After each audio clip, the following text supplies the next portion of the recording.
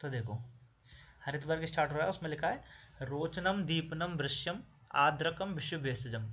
तो मैंने पीपली और विश्व भेषज के बारे में आपको पहले पढ़ाया चुका है इसी चैप्टर में कि पीपली और विश्व भेषज मतलब अदरक जो है कटु होते हुए भी वृश्य है, ठीक है, ऐसे बताया था। देखो इसलिए लिखा है यहाँ पे वृश्यम और विश्व भेषज का पर्याय है अदरक का, आद्रकम विश्व भेषजम, ठीक है।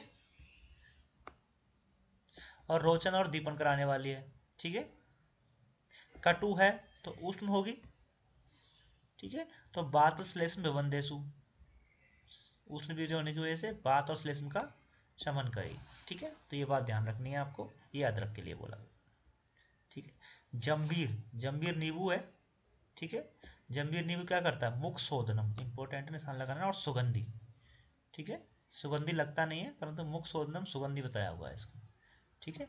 हम जितने भी हरित वर्ग पढ़ेंगे सब में जो दोष सामकता है, देखो यहाँ पे ही बासलेस में और यहाँ पे ही बासलेस में, सब में बासलेस में ही आएगी, ठीक है। तो ध्यान रखना, जहाँ पे अलग आएगी मैं बता दूंगा, ठीक है।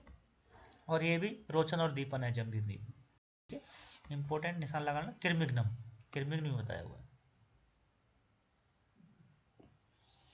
ठीक है। अब देखो मूली, मूली की अवस्था अनुसार दिया है। मूली अगर बाल है, छोटी है, पतली है तो बालम दोषहरम, और वृद्ध है तो त्रिदोषम, त्रिदोष कारक होगी, ठीक है। मारुता पहुम स्निग्ध सिद्धम, अगर मान लो स्निग्ध चीज़ों के साथ सिद्ध करेंगे इसे तो बात को समन करने वाली होगी। विशुष्कम यानी शुष्क हो गई है तो मूलकम कफवाजितम, जो नॉर्मल है वही काम करेगी, ठीक है। तो इसको थोड़ा ध्यान रखना, मूली कौन सी अवस्था में कौन सी दोष सामकता रखती है, बाल में त्रिदोष हर, वृद्ध में त्रिदोष वर्धक, स्निग्ध सिद्ध करेंगे तो मारुतापा हूँ, और विशुष्क है तो बात और कफ को जीतने वाली हो, ठीक है। देखो सुरसा, सुरसा बोलते हैं अपन तुलसी को, और तुलसी को बोलते हैं भूतग्नि, ठीक है। इसका पर्याय है ना भूतग्नि। भूतग्नि का मतलब क्या है, भूत जो अदृश्य जो जीव जंतु हैं उनको मारने वाली, ठीक है, ठीक है। तो उसी के संदर्भ में बोला है तुलसी। अब अदृश्य जो जीव जंतु मतलब एक तरह से इन्फेक्टिव जो बैक्टीरिया वायरस हैं उनको मारने वाली। तो देखो हमने बताया था आपको कि हरित वर्ग में दोष सामकता तो क्या है, बात कफ अग्नि है, ठीक है। बात और कफ को हरने वाली है तो पित्तकृत होगी, ठीक है। और ये पूती गंधा, दुर्गंध को दूर करने वाली होगी, ये इंपॉर्टेंट है। आगे देखो हिक्का श्वास काश विष श्वास पार्श्व शूल विनाशनम, ये निशान लगा, हिक्का श्वास काश विष श्वास पार्श्व शूल विनाशनम, ठीक है।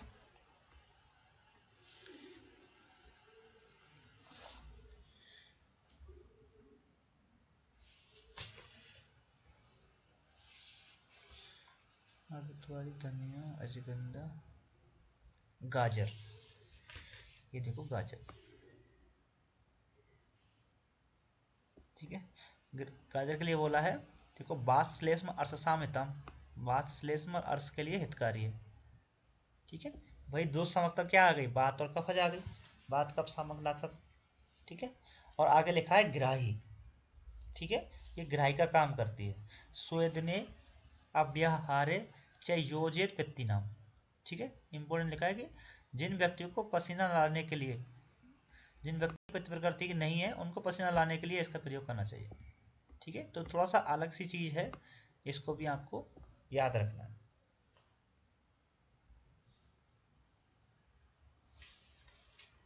अब आगे लिखा है पलांडू, पलांडू यानी प्याज, ठीक है। इसको थोड़ा याद रखना है, इसकी दो समक तो थोड़ा अलग है, जो हमने वही बता रहे थे बात कब सामक बात कब सामक, ठीक है, उससे थोड़ा सा अलग आया हुआ है। उसमें क्या लिखा है श्लेष्मलो, यानी कि कफ को बढ़ाने वाली है, ठीक है। मारुतग्न बात का समन करने वाली है। पलांडु नाच है पित्तनुत, और पित्त का समन भी नहीं करती है, ठीक है। आहार में उपयोग करते हैं इसलिए आहार योगी बल्यम गुरु वृश्य रोचना, ठीक है। तो बस ये आगे वाली लाइन को आपको इम्पोर्टेंट रखना, एक ऊपर एक छोटा सा श्लोक है, इसको भी याद रखना। खरा, खरा ये मतलब जीरे के लिए आया है, काला जीरा, ठीक है। कफ वातग्नि तो है, परंतु देखो लास्ट लाइन, बस्ती रोग रुजा पाऊँ, बस्ती रोग में अगर दर्द हो रहा है, ठीक है, तो रुजा पाऊँ, रुजा को कम करने वाला होगा क्या, जीरा। ठीक है, ये इंपॉर्टेंट। दो समकता अभी तक अलग किसकी हुई है, पलांडो की थोड़ी हुई है। ठीक है, इसको ध्यान रखना है। अब लहसुन, लहसुन का प्रयोग आप बताएंगे हम जब चिकित्सा स्थान पढ़ाएंगे तो गुल्म में बताएंगे। वो गुल्म में लहसुन आदि बट्टी है, लहसुन के और योग आएंगे। ठीक है, तो वहाँ पे लहसुन के बारे में बताया, क्योंकि लहसुन क्या करता है, उष्ण होने की वजह से वात का शमन करता है। और गुल्म किसकी वजह से होता है, अग्निमंद और वात की वजह से होता है। अग्निमंद वात की वजह से वात बढ़ने की वजह से अग्निमंद होती है, और अग्निमंद की वजह से गुल्म बताया हुआ है। ठीक, तो देखो लहसुन के बारे में क्या दे रखा है, कृमि कुष्ठ क्लासग्नम वात अग्नम, वात को समन करता है, और गुल्म नाशनम, गुल्म का नाश करता है।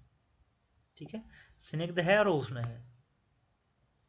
ठीक है, परंतु कटु है, तो कटुरस कटुवीर्य उष्णवीर्य हो जाएगा, कटुरस कटु विपाक और उष्णवीर्य हो जाएगा। ठीक है, परंतु फिर भी ये वृश्य है, ये इंपॉर्टेंट है, ध्यान रखना। ठीक है, बस लहसुन के बारे में ये चीज़ें आपको याद रखना।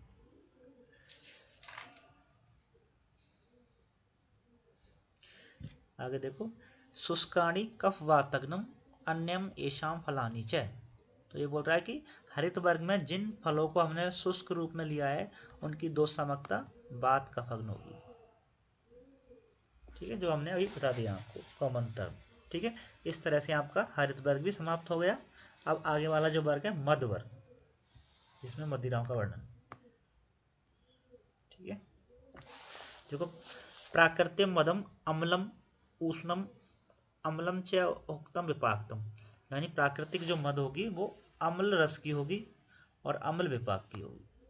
ठीक है, सर्व सामान्यतम सामान्यतम तस्य विशिष्ट उपदिष्यते। ठीक है, तो बस ये ध्यान रखना आपको, अम्ल रस है, अम्ल विपाक है। आगे देखेंगे, देखो सबसे पहले सुरा, अब उसके प्रकार पढ़ रहे हैं मदों के। अब पहला टाइप बताया उन्होंने सुरा।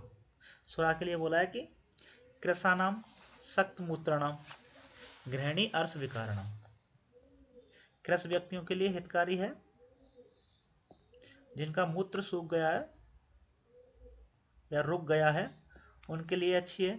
और गृहिणी अर्श विकारणम, ये मद क्या करती है, ये क्या करती है, ये दीपन पाचन का काम करती है एक तरीका। ठीक है, तो अग्निमंद है तो अग्निमंद को खत्म करती है।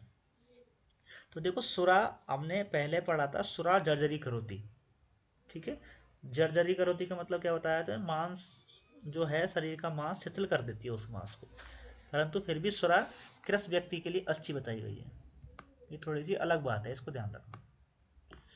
ठीक है, सुरा प्रशस्ता बात अग्नि, बात को कम कर देती है। और इम्पोर्टेंट देखो, स्तन्य रक्त क्षय सूचय, जिसका स्तन्य कम हो गया है या फिर जिसका रक्त का क्षय हुआ है, उस व्यक्ति को सुरापान कराना चाहिए। ठीक है, इसका मतलब स्तन्य मतलब आपके आर्तव क्षय की कंडीशन में। ठीक है, ऐसी कंडीशन में इसको प्रयोग करने के लिए बोल सकते हैं। ठीक है, मदिरा प्रसन्न, ये मदिरा अलग है सुरा से। देखो हिक्का श्वास काश प्रतिसाय बर्चो ग्रो अरुचो बम्यम बम्य अनहा वंदेशु बातग्नि मदिराहिता, तो बस आपको हिक्का श्वास काश याद रखना।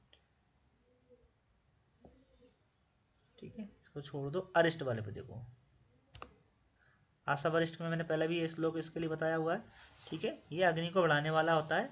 ठीक है, और कफ का सामक होता है, इसलिए देखो शोष अरसो गृहिणी दोष पांडु रोग अरुचि ज्वरान। ठीक है, तो ये सब अग्निमंद की कंडीशन है। अर्स रोग, गृहिणी रोग, पांडु रोग, ज्वर, ये सब अग्निमंद की कंडीशन है। और अरुचि को हटा देता है, अरुचि को हर लेता है। और शोष की कंडीशन में भी फायदेमंद है। हंत्य अरिष्टम, इन सब चीज़ों को हर लेता है अरिष्ट। ठीक है, और कफ कृतान, कफ को बढ़ाने वाला होता है। और रोचन और दीपनिया। ठीक है, तो ये अरिष्ट की लाइन आपको पूरी याद रखनी है। ये वाली ये लाइन ही आती है हमेशा, ये किसके लिए है, तो अरिष्ट के लिए। ठीक है, और सारकर, शर्करा से बनाई हुई मध, इसके लिए देखो सुगंधी बस्ती रोगनुत, ये ध्यान रखना, सुगंधी बस्ती रोगनुत शर्करा के लिए। ठीक है। अब सिद्धू के दो प्रकार हैं, पक्व सिद्धू, पक्व रस से बनाई हुई सिद्धू, और अपक्व से बनी हुई सिद्धू। दोनों के लिए अच्छी अच्छी बातें लिखी हुई हैं। ठीक है, इसको अभी छोड़ दो, कोई दिक्कत नहीं है।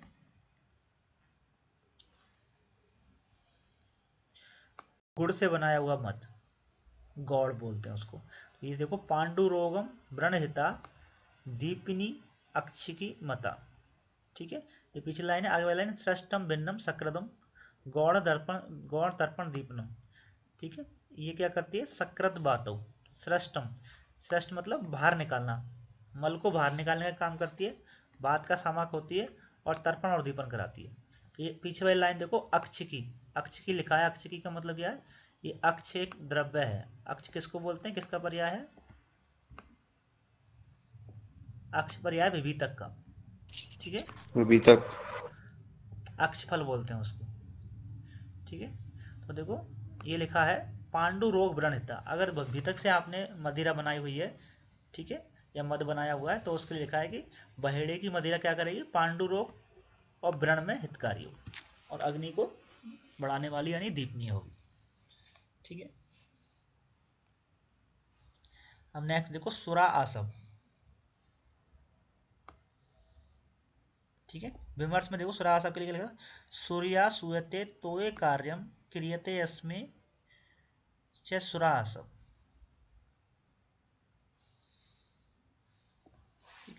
ये बोल रहा है कि जिस मदिरा के संधान में जल के स्थान पर सुरा का प्रयोग किया गया है, सूर्या सुयते, सूर्या का प्रयोग किया गया है, तोय कार्य कृत, जहाँ पे तोय कार्य करता है। ठीक है, ऐसे जो मद को क्या बोलेंगे, सुरा आसव बोलेंगे। ठीक है, दूसरा है मेरियक। मेरियक में क्या है, देखो मेरियक में नीचे लिखा है, जहाँ पे सुरा और आसव के बन जाने पर, सुरा और आसव को दोनों को मिला दिया, एक पात्र में उनको संधान कर दिया, उससे जो मदिरा बनेगी और फर्मेंटेशन के बाद उसे मेरियक बोलेंगे। और मेरियक क्या काम करती है, छेदन का काम करती है। और मधवासव, इसको देखो दूसरा नाम भी क्या दिया, मधवासव, मधु और आसव आ गए दोनों। ठीक है, तो मधवासव में ध्यान रखना, मधुवासव में आपका मधु नहीं है। ठीक है, इसमें क्या है, सुरा और आसव है। ठीक है, इस वजह से ध्यान रखने वाली बात।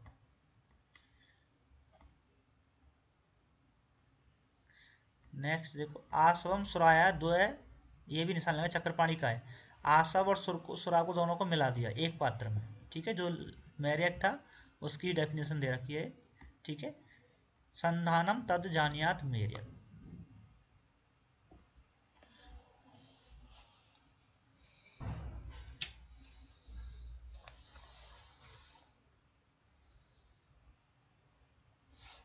अब देखो, मधु से बनी हुई मदिरा,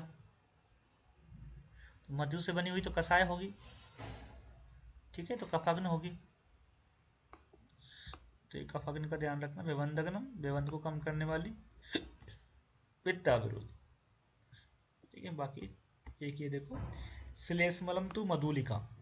मधुलिका क्या है, ये मध का ही प्रकार है, परंतु किससे बनाई हुई है, मधुलिका गेहूं से बनाई हुई मदिरा को बोलते हैं। तो बस ये ध्यान रखना, मधुलिका गेहूं से बनाई हुई मदिरा का नाम है। ठीक है, सौविरक्त शोधक। अब देखो, जो मदिरा होती है, उस मदिरा को ऐसे ये मदिरा बनाई, तो मदिरा बनाने के बाद ये मदिरा का सबसे जो खराब पार्ट होता है वो नीचे बैठ जाता है। ठीक है, एक पार्ट नीचे होता है, उससे ऊपर एक पार्ट होता है, फिर उससे ऊपर एक पार्ट होता है, ऐसे काफ़ी सारी लेयर होती हैं। ठीक है, तो उन लेयर के कुछ नाम दे रखे हैं। ठीक है, तो उसको याद करने के तरीके में बताया, पी के, याद रखना, पी के,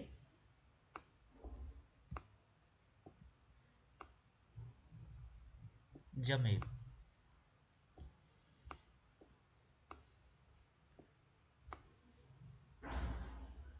ठीक है, पी के जमेब। ठीक है, सबसे ऊपर की जो लेयर होगी उसको बोलेंगे अपन प्रसन्ना। ठीक है, उसके बाद कादम्बरी, प्रसन्ना, कादम्बरी, जगल, मेदक, और लास्ट में वहां से बक्कस। ठीक है, वहां से बक्कस। ठीक है, तो देखो प्रसन्ना जो है सबसे ऊपर की लेयर है, तो ये क्या हो गया इसका सबसे टॉप मोस्ट पार्ट हो गया, ऊपर का पार्ट है, तो उसको बोलेंगे अपन सुरामंड। दूसरा पर्याय है इसका सुरामंड, ठीक है, सुरामंड बोलेंगे इसका, दूसरा पर्याय है प्रसन्ना का सुरामंड, ठीक है। और बक्कस वाला जो पार्ट है वो सबसे नीचे होगा। नीचे पार्ट क्या चीज़ बैठती है लास्ट में, सार भाग रह जाता है, ठीक है। तो इसको या फिर बीज भाग रह जाता है, सबसे नीचे बीज भाग रहता है, तो इसको बोलेंगे अपन, अलग पर्याय है इसके, एक तो हतसार इसका दूसरा पर्याय है, हतसार, बक्कस का हतसार, ठीक है। और एक इसका सुराबीज, सुराबीज भी इसका पर्याय है, ठीक है। तो ये चीज़ आपको ध्यान रखनी है।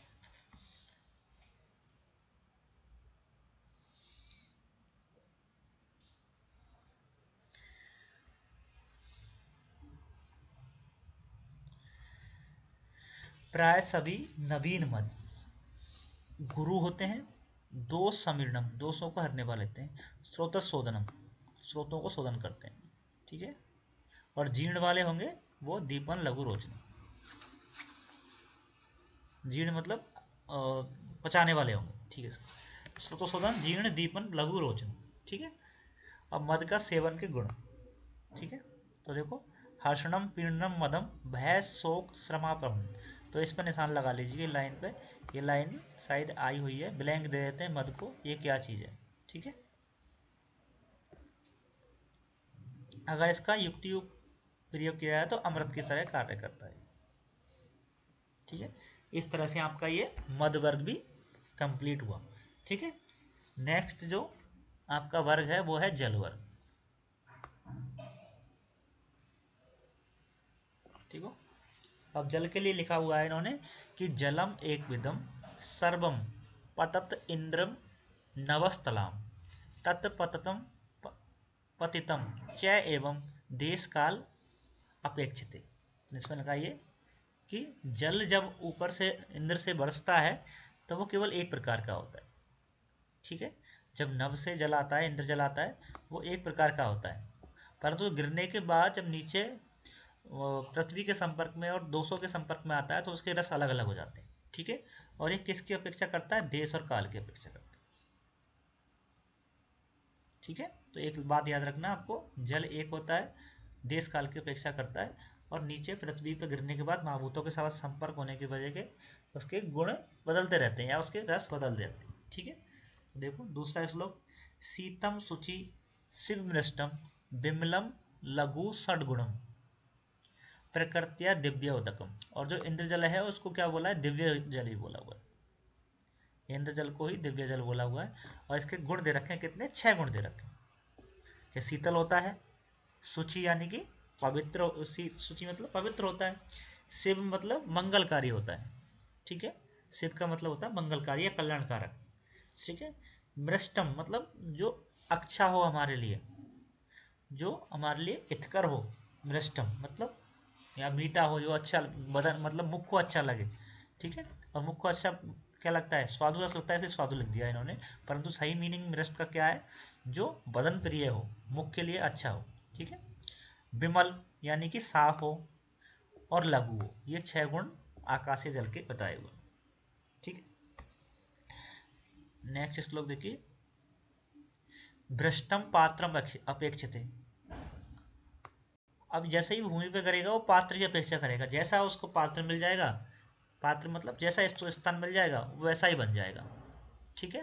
तो यहाँ पर देखो हमने लिखा हुआ है कि श्वेते कसाय भवती पांडुरे स्यातु तिक्तिकम कपिले क्षार संसृष्टम उस्रे लवणान्वितम कटु पर्वत विस्तारे मधुर कृष्ण मृतिके एतत् षड्गुणव्यम ख्यातम महेस्तम जलस्य।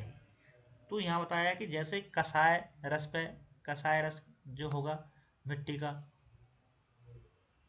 तो जल का कसाय रस कैसे बनेगा, श्वेत भूमि पर, पांडु भूमि पर गिर सकता है, ठीक है, तो तिक्त रस, कपिल पे गिरेगा तो क्षार। ऐसे यहाँ पे इन्होंने और भी कंडीशन बताई है, उनको मैंने याद करने के तरीके से यहाँ पे लिख लिया है, ठीक है।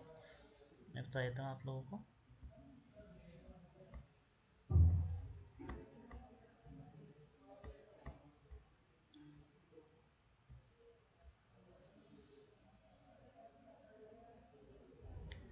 ठीक है, देखो ये चरक अनुसार जो ट्रिक बताई है मैंने यहाँ लिखा हुआ है, इसको देख लीजिए, ये लिखा हुआ कक्षा में पढ़ाया कृष्ण हस्त के ऊपर पर्व पांडु और श्वेत। ठीक है, हमें कक्षा में यह पढ़ाया गया कि कृष्ण के हस्त के ऊपर क्या है, पर्व है, पर्वत है, और वो पांडु और श्वेत वर्ण का है। ठीक है, तो इस ट्रिक को आप लिख लेना सबसे पहले। ठीक है, और ये मैंने इसको याद करने के तरीके से बता दिया है। अभी ट्रिक मैंने इधर लिख दी है। ठीक है, इसका मतलब क्या है, कैसे कैसे इसका मतलब निकलेगा। कक्षा से कपिल, कृष्ण से कृष्ण, ऊपर से ऊसर, पर्व से पर्व विस्तारे, पांडु से पांडु और श्वेत से श्वेत। ठीक है, तो ये भूमि के कलर हो गए आपके। ठीक है, कैसी भूमि हो सकती है। अब इस भूमि पर जल गिरेगा तो कैसे कलर, कैसे रस बन जाएगा। देखो, जो पहली भूमि है आपकी कपिल कलर की, अगर उस पर रस वो जल गिरेगा तो क्षार वर्ण का हो जाएगा। ठीक है, तो इसको याद रखना, कक्षा से कपिल भूमि और क्षार रस बन जाएगा, क्षार रस बन जाएगा। ठीक है, दूसरा कृष्ण, कृष्ण भूमि होगी तो मधुर रस, ऊसर भूमि होगी तो लवण, पर्व विस्तार है, पर्व की भूमि होगी तो कटु, पांडु मतलब तिक्त, और श्वेत मतलब कसा है। तो ये वाले रस तो आपको कॉमन कॉमन जो सिंपल आते हैं, बस इसमें एक अमल रस नहीं है, बस ध्यान रखो। ठीक है, यहाँ पर क्षार बता दिया, इसलिए मैंने क्षार को अलग से लिखा हुआ है। ठीक है, क्लियर, समझ में आया, रामा से समझ में आया। जी सर। ठीक है, इसको कैसे याद करना, ये ट्रिक मैंने इधर लिख दी है। इसको थोड़ा अलग बना दिया है क्षार को, क्योंकि कक्षा से का से कपिल वर्ण की भूमि है, और क्षारिय हो जाएगा आपका, जो इंद्र चला जाएगा। ठीक है, बाकी को इधर अमल को छोड़कर सभी रस लिख दिए मैंने, और जैसे ट्रिक बताई थी वैसे वैसे उसके कृष्ण, ऊषर, पर विस्तारे, पांडु और श्वेत। ठीक है, नीचे सुश्रुत का लिखा हुआ है। ठीक है, लोक में पापी की निशुक या निशुक या कुछ भी आप जैसे बना सकते हैं। ठीक है, और इसमें क्षार ना होकर, क्षार नहीं है इसमें, तो इसमें मधुर, लवण, कटु, तिक्त, कसाय, मधुर अम्ल कर देना इसको। ठीक है, ये मैंने थोड़ा गलत लिख रखा है, यहाँ अम्ल कर देना। ठीक है, और बाकी ये जो ट्रिक बताई हुई ट्रिक सेम ही। ठीक है, लो से लोहित भूमि, का से कपिल, पा से पांडु, पी से पीत, नी से नील, और सुख से शुक्ल। ठीक है, बाकी रस सेम यही आ जाएंगे, मधुर, अमल, लवण, कटु, तिक्त, कसाय, ऐसे आ जाएंगे। ठीक है, ये जो क्रम लिखा है वो सही कर लेना, ये मैंने गलत लिख दिया। ठीक है,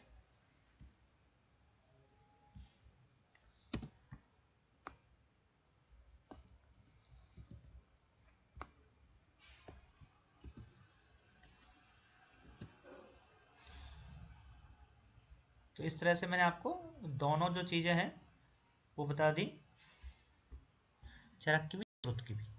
ठीक है, नेक्स्ट देखो, अव्यक्त रसम विद्यात इंद्र, इंद्रम कारम हिमम च। तो जो रस, जो जल है वो कितने प्रकार का है, उसके डिवाइडेशन किए हुए हैं, तो चरक में 3 किए हुए हैं। ठीक है, एक तो इंद्र जल है, जिसको अपन धार भी बोलते हैं, धार जल भी बोलते हैं, आकाशीय जल भी बोलते हैं। दूसरा कार, जिससे ओले का जल होता है वो वाला। और तीसरा हिम, जो बर्फ का जल होता है। और ये अव्यक्त रस वाले होते हैं, क्योंकि अभी भूमि से टच नहीं हुए, अव्यक्त रस वाले हैं। ठीक है, तो अव्यक्त रस, तो पहला इंद्रजल, फिर कार और हिम। तो इस पर क्लियर लिख लीजिए, सुश्रुत ने जो अंतरिक्ष जल है उसके 3 वेद बताए हुए हैं। ठीक है, कितने होता है, 3 बताए हुए हैं। ठीक है, सुश्रुत ने, चरक ने, और सुश्रुत ने बताए हैं 4। ठीक है, सुश्रुत ने उन्होंने क्या नाम दिए, पहले का नाम दिया है धार, कार, धार, कार, तोसार, धार, कार, तोसार और हिम। ठीक है, तोसार और हिम। ठीक है, तो बस सुश्रुत वाले को आपको याद रखना है, जल्दी याद हो जाएगा, और चरक वाले अपने आप हो जाएंगे। सुश्रुत वाले धार, कार, तोसार, हिम है, तो देखो हिम इसमें भी है, इस हिम चरक वाले में भी है। धार किसको माना हमने, इंद्र को माना, तो धार बोलो चाहे इंद्र बोलो एक ही बात है। ठीक है, कार चरक में भी है सुश्रुत में भी है, बस तोसार अलग है। ठीक है, तो कैसे याद करना है वो आपकी मर्जी, पहले चरक का याद करना है सुश्रुत का याद करना है, बस याद करना है इंपॉर्टेंट। ठीक है,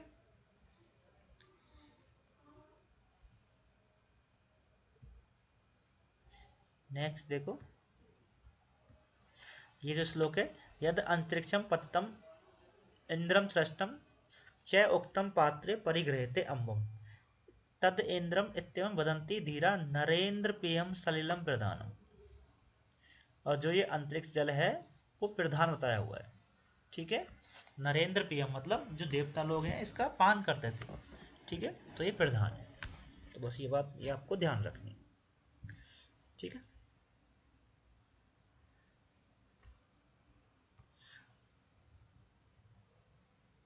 ठीक है, इंद्र जल बोला हुआ है उसको, और जल में सबसे उत्तम माना जाता है। तो देखो नीचे क्या लिखा है, सुश्रुत ने इस दिव्य जल को त्रिदोष सामक माना है,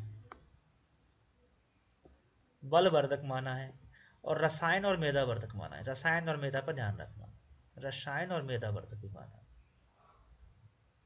किस जल को, अंतरिक्ष जल को या इंद्र जल को। ठीक है,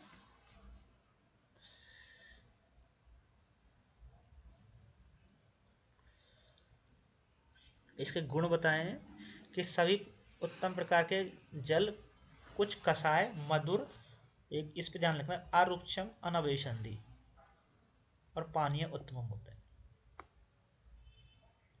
जल के सामान्य लक्षण बता दिए इन्होंने। ठीक है, अब देखो ऋतु के अनुसार बरसे हुए जल के गुण। ठीक है, गुरु अभिसंधि पानीय वार्षिकम मधुर नवम। वर्षा जल में जो बारिश होगी तब जल क्या होगा, सबसे पहले वर्षा हुआ है तो वो गुरु होगा, और मधुर रस वाला और नया है, इसलिए नवम लिख दिया इन्होंने। तो गुरु अभिसंधि पानी है वार्षिकम मधुर नवम, तो वर्षा का जो जल होगा वो गुरु होगा, अभिसंधि होगा और मधुर होगा। ठीक है, तो बाद में वर्षा के बाद शरद ऋतु आएगी, शरद ऋतु में गुरुता तो उसकी रहेगी परंतु कम हो जाएगी गुरुता कंपेयर में। ठीक है, तो इसलिए लिखा है कि लघु न अभिसंधि प्राय, हल्का हो जाएगा परंतु ना अभिसंधि, अभिसंध नहीं होगा। ठीक है, अभिसंध कारक नहीं होगा। आगे देखो, फिर उसके बाद ततु ये सुकुमारा स्निग्ध भूयिष्ठ योजना तेषां भोज्य च भक्ष्यम लेह पेय च सस्यते, इसको छोड़ दो अभी। उसके बाद हेमंत ऋतु, हेमंत सलिले स्निग्धम दृश्यम बलहितम गुरु, अभी भी थोड़ा सा गुरु है, बस शरद में थोड़ा सा लघु हुआ है। ठीक है, फिर दोबारा से गुरु हो गया, हेमंत सलिलम स्निग्धम दृश्यम और बलहितम गुरु। ठीक है, और लघु तरे शिशिर, फिर लघु हो जाएगा आपका शिशिर ऋतु। ठीक है, और बासांतिक जल कैसा होगा, ये इंपॉर्टेंट निशान लगाना, कसाय मधुरम रुक्षम विद्यात बसंतिक जलम। ठीक है, और ग्रीष्म में तो लघुता पूर्ण रूप से आई जाएगी, ग्रीष्म तत् ना विशंधि जलम इत्यम निश्चय। ठीक है, तो ये छोटी छोटी चीजें हैं, इनको थोड़ा सा ध्यान दे लें।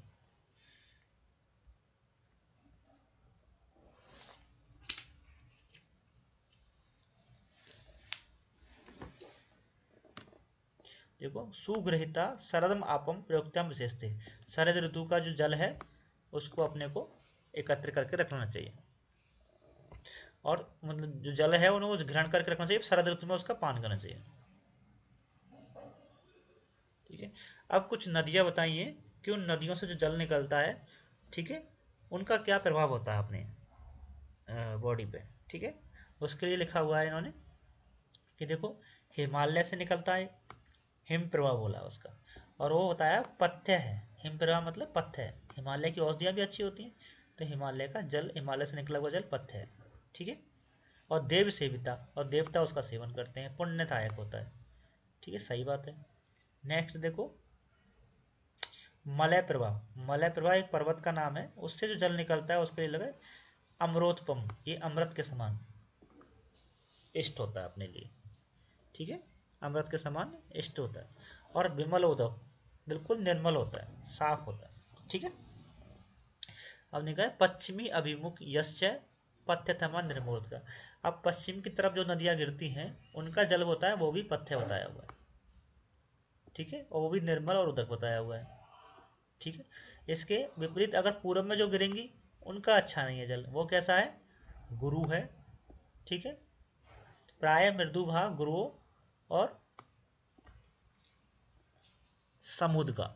ठीक है, ऐसे करके लिखा है, मृदु मंद वेग से बहने वाली गुरु होगा जल। ठीक है, तो ये आपको याद रखनी है कि जिधर जो जा रहा है, ठीक है, उससे क्या क्या प्रभाव पड़ता है, कैसा कैसा वो जल है। एक लास्ट में देखो, पारियत्र,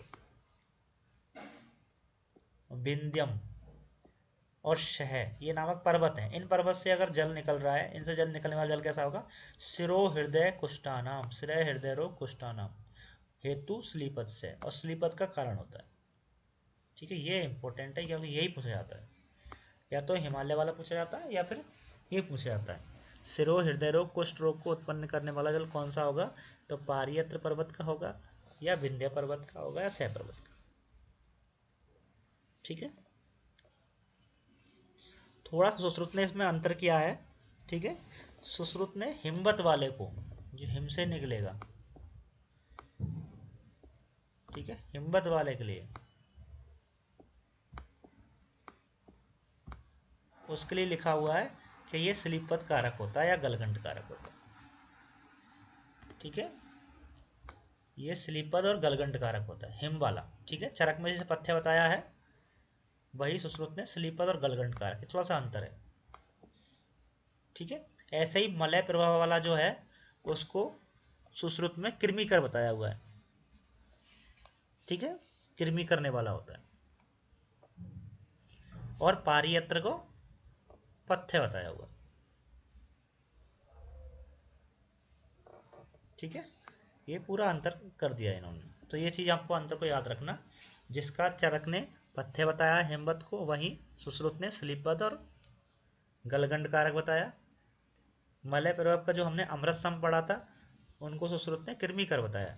ठीक है, और पारियत्र को जिसमें हमने कुष्ठ स्लीपद पढ़ा चरक के अनुसार, स्लीपद और शिरो हृदय रोग पढ़ा।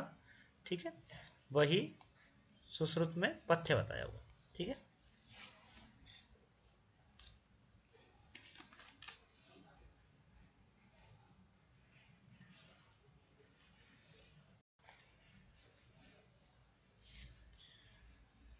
अब देखो ये देखो,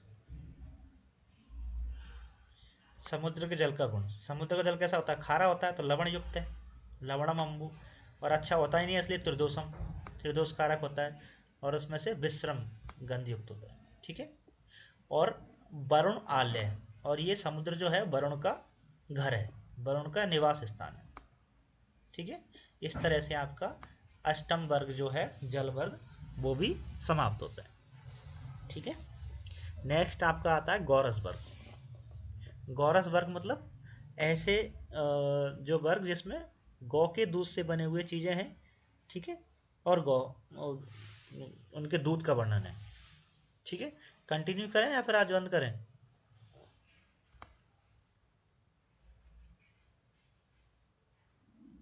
फरमान कंटिन्यू करें। जी सर। ठीक है, इसको और कंप्लीट कर देते हैं, फिर उसके बाद बंद करें। तो देखो, गौरस मतलब गौ के दूध का गुण है, उसके बारे में लिखा हुआ है, स्वादु शीतम मृदु स्निग्धम बहलम श्लक्ष्णम पिश्चलम गुरु मंद प्रसन्नम गव्यम 10 गुणम स्मृतम 10 गुणम पयम। तो गाय का जो गुण है उसके 10 गुण बताए हुए हैं, तो गाय का जो गौ दुग्ध है उसके 10 गुण बताए हुए हैं। ठीक है, और ये श्लोक आपको याद ही करना है, कोई इतना क्वेश्चन आता है तो पता नहीं चलता। ठीक है, बस ध्यान रखना, ये गुण इसमें एक मंद गुण आया हुआ है। तो गुरु शीतम मृदु स्निग्धम बहलम सुलक्षण पिच्छलम गुरु मंदम प्रसन्नम गव्यम 10 गुणम पयम। ठीक है, और आगे लिखा है तदेव गुणम ओजम, ये ओज के गुण हैं, और सामान्यम अभिवर्धित, और ये ओज के गुण जो होते हैं उनको बढ़ाने वाला होता है। जो ओज के गुण होंगे उनको दूध बढ़ाने वाला है, और मदिरा में जो गुण होंगे वो ओज के विपरीत होंगे, वो ओज को कम करेंगे। ठीक है, प्रवरम जीवनियानानम, और क्षीर उत्तमम रसायनम। ठीक है, ये उत्तम रसायन को बताता है, यह उत्तम रसायन है। ठीक है, अब देखो माहिषीणाम गुरुत्रम, जो माहिष का जो दूध होगा वो गुरु होगा। ठीक है, गव्यम इतरतम पयम, गव्य की तुलना में। ठीक है, परंतु स्नेह न्यूनम, जो माहिष जो दूध है, ठीक है, वो गुरु तो होगा परंतु स्नेह न्यून, इसने अन्यून लिखा हुआ है, इसने अन्यून, इसने अन्यून मतलब इसने ज़्यादा है इसमें। ठीक है, और क्या लिखा है,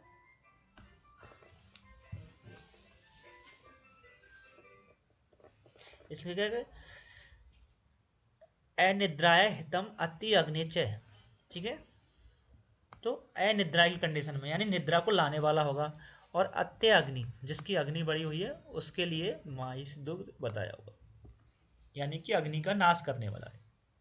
ठीक है, तो ध्यान रखना भैंस का जो दूध है गाय की तुलना में गुरु है। ठीक है, इसने अन्यून यानी कि इसने ज़्यादा मात्रा में है उसमें। ठीक है, अनिद्रा की कंडीशन में लाभकारी है, यानी निद्रा को बढ़ाने वाला है। और हितम अत्य अग्नि, जिसकी अग्नि बहुत ज़्यादा बढ़ी हुई है उसके लिए हितकारी है, इसका मतलब अग्नि का नाश करने वाला। ठीक है, ये माहिष दूध के बारे में बताया। अब देखो ऊँटनी के दूध का गुण।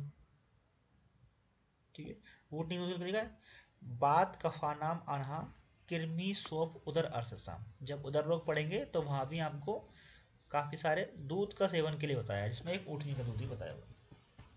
ठीक है, तो ये ऊँटनी का दूध इसलिए उदर रोग में बताया, उदर रोग में पढ़ेंगे वहाँ भी आएगा। ठीक है, अब घोड़ी आदि खुर वाले पशुओं का, तो घोड़ी आदि एक खुर वाले जो पशु हैं उनको बोलते हैं एक सफम। ठीक है, तो एक सफ के जो गुण होंगे वो दूध का गुण होगा वो क्या होगा, शाखा वातहरम लघु, ये लाइन याद रखना। ठीक है, शाखा वातहरम लघु।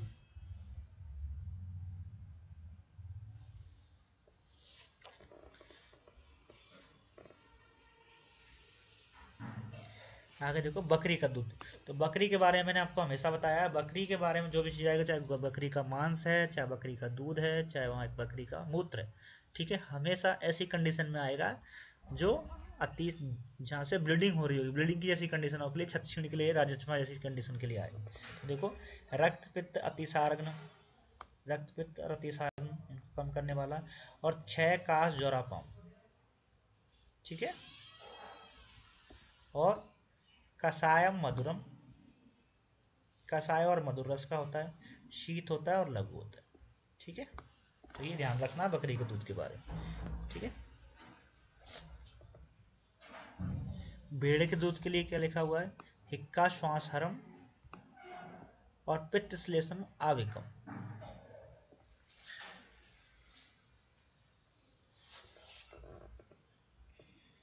अब लगेगा स्त्री के दूध का गुण। ठीक है, ब्रहणम जीवनम स्नेहनम मानुषम पयम नावनम रक्तपित्ते तर्पणम अक्षय सूर्यनाम, ये लाइन याद रखना, नावनम रक्तपित्ते चे तर्पणम अक्षय सूर्यनाम। ठीक है, नावनम रक्तपित्तम च तर्पणम अक्षी सूलिनाम, अक्षी रोगों में नेत्र शूल में इसका प्रयोग बताया हुआ है। ठीक है, और किस रूप में, रक्तपित्त में भी नस्य के रूप में, और अक्षी शूल में तर्पण करना। ठीक है, आगे देखो दधी के गुण। दधी मतलब दही। ठीक है, तो ये लाइन पढ़ लेते हैं, बाकी खत्म करते हैं। रोचनम दीपनम दृश्यम स्नेहनम बलवर्धनम, रोचन दीपन स्नेहनम बलवर्धनम। ठीक है, अब पाके अम्लम उष्णम, विपाक में अम्ल होती है। ठीक है, उष्ण वीर्य वाली होती है, उष्ण है तो बात का समन करेगी। ठीक है, और किसी भी शुभ काम से पहले अपन एग्जाम देने जाते हैं तो मम्मी क्या करती है, घी खिला, वो दही खिलाती है, तो मंगलकारी होती है इसलिए खिलाते हैं। ठीक है, मंगलकारी होती है। ठीक है, तो ये लाइन आपको याद रखना, पाक अम्ल विपाक होती है, उष्ण होती है, वातग्न होती है, मंगलकारी होती है। ठीक है, क्योंकि हम इसको भूल जाते हैं उष्णता वाले को। ठीक है, कई लोग बोलते हैं कि सर्दी हो गई है तो आपको दही नहीं खाना, ठीक है, ठंड करेगी, ठंड नहीं करती, वो तो उष्ण वाली होती है। इसलिए देखो पीने से, पीनस रोग में बताई हुई है, और शीत के विषम ज्वर है, और अतिसार में बताई हुई है। अतिसार में क्यों बताइए? अतिसार में तो लोग बताते भी हैं क्योंकि ये अतिसार में क्या, अतिसरण हो रहा है, ज़्यादा ज़्यादा मात्रा में मल निकल रहा है, और ये क्या होती है, ग्राही और अभिसंधि होती है, इसलिए मल को रोक लेती है, इसलिए अतिसार में इसका प्रयोग करने के लिए बताया। ठीक है। अरुचि मूत्र लक्षण बताया हुआ है। ठीक है। और कार्श्य कार्श्य रोगों के लिए दधि सबसे दधि अच्छी बताएगी। ठीक है। आगे देखो, ये आगे वाली लाइन भी बहुत इंपॉर्टेंट है। शरद ग्रीष्म बसंतेषु प्रायसो दधि आग्रहितम। ये ग्रहितम लिखा हुआ है परंतु इसको पढ़ते हैं आग्रहितम। क्यों पढ़ते हैं? क्योंकि शरद ऋतु में क्या है, पित्त का प्रकोप होता है, और दधि क्या है, उष्ण है। ठीक है। तो उष्ण है तो वो पित्त को और बढ़ाएगी। इसका मतलब ये है कि शरद ऋतु में दधि का प्रयोग नहीं करना चाहिए। ये लिखने में गलती हुई है या क्या हुआ, ये समझ में नहीं आता, परंतु इसकी हिंदी अर्थ देखेंगे तो हमेशा यही निकल के आता है, शरद ऋतु में, ग्रीष्म ऋतु में और बसंत ऋतु में दधि का प्रयोग नहीं करना चाहिए। ठीक है। रक्त पित्त में भी नहीं करेंगे क्योंकि उष्ण वाली है। ठीक है। आगे वाली लाइन, त्रिदोषम मंदकम, जो पूर्ण रूप से जमी नहीं है वो त्रिदोष कारक होगी। जातम बातग्न दधि, जो जम गई है वो बातग्न होगी। और शुक्रल होगी, इंपोर्टेंट, सरगुण युक्त है। और श्लेष्म अनिलग्नम, बात और कफ का समन करने वाली। और मंडम स्रोतो विशोधने, ये इंपॉर्टेंट है, जो दधि का जो वो होता है, जल होता है, दधि को निकाल देंगे उसके बाद जो जल बचेगा उसका, वो क्या करेगा, उसको बोलते हैं अपन मंड। और वो क्या करेगा, स्रोत विशोधन करने वाला होता है, स्रोतस का विशोधन करने वाला होता है, जबकि दधि क्या है, अभिसंध कारक होती है, अभिसंध करने वाली। ठीक है। इस तरह से आपके ये दधि के गुण हो गए। ठीक है। अब देखो नेक्स्ट, एक दो ही और रह गए। मट्ठे का गुण, मट्ठे मतलब तक्र का गुण। तो तक्र तो हमने जब पढ़ेंगे चिकित्सा स्थान में, उसमें अर्स में बताई हुई है, उदर रोगों में बताई हुई है, घृणी रोगों में बताई है। तो देखो, शोभ अरसो घृणी, दोष मूत्र अरोचक हो, ग्रह उदर अरोचक, स्नेह व्यापद। स्नेह व्यापद हमने दधि पढ़ी थी कि स्नेह व्यापद अगर हो जाए तो तक्र सिद्धया बाबू देनी चाहिए। तो स्नेह व्यापद में देखो, पांडुते बक्रम उद्रेसुचे, तो बस भाई ये पांडुता में भी तक्र का प्रयोग करना चाहिए, क्योंकि तक्र भी क्या करती है, अग्नि को बढ़ाती है। ठीक है। बाकी आप कल पढ़ेंगे।